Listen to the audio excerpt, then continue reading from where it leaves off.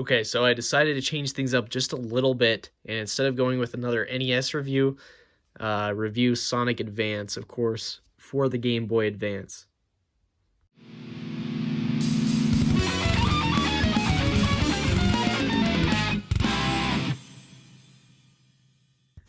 Okay, so I just played through this game for the very first time. I'd kind of been looking into getting some more Game Boy Advance games, and I had been looking at some lists online of some of the best games to get on the system, and this was one that appeared quite often, and I had heard good things about it beforehand, so I decided, I like Sonic, so I'll give this one a shot. In this game, you have the option to pick between 4 different playable characters. You, of course, have Sonic, Tails, Knuckles, and Amy. And this game, in terms of gameplay, is very reminiscent of kind of the early, or I guess the Sonic games on the Genesis, the 2D ones, especially 1 and 2. As in 3, there were some cutscenes in between the levels to kind of link them together, and it told a story through that. This one is more like Sonic 1 and 2, where there is a story, but it's not as main a focus, and you kind of jump in between the different zones. So, in terms of level design though, it's really good. You have, I think, they really hit the perfect balance with the high-speed sections and kind of the slower platforming sections. So you're not speeding through the level the whole time, and you're not having slow platforming sections the whole time. I think it's balanced very well. With that, I did have one issue with the game. It's very minor, and that was in some of the levels, not all of them. Sometimes there would be a jump where you couldn't see where you're going to land. Of course, that's kind of a limitation with the Game Boy Advance. Not a super big screen. So, occasionally there would be a jump, and I didn't know if you had to jump and just hope that there would be ground there.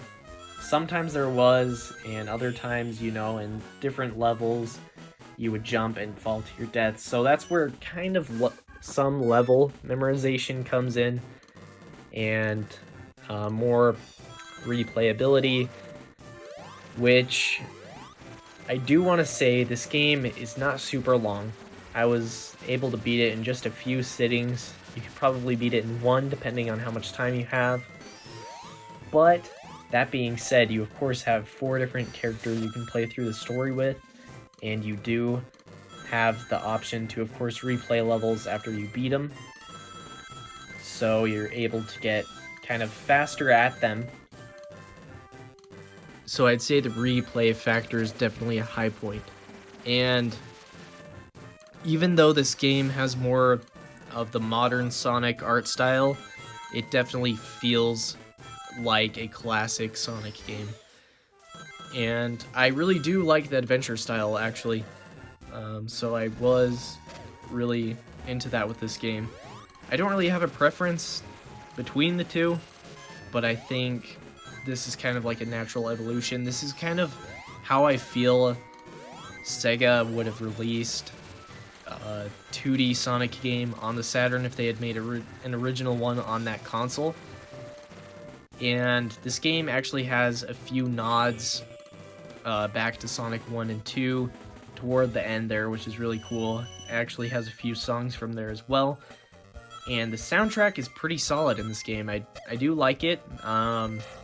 At first I kind of thought it wasn't all too memorable, but I got listening to it, and yeah, they're pretty solid for sure.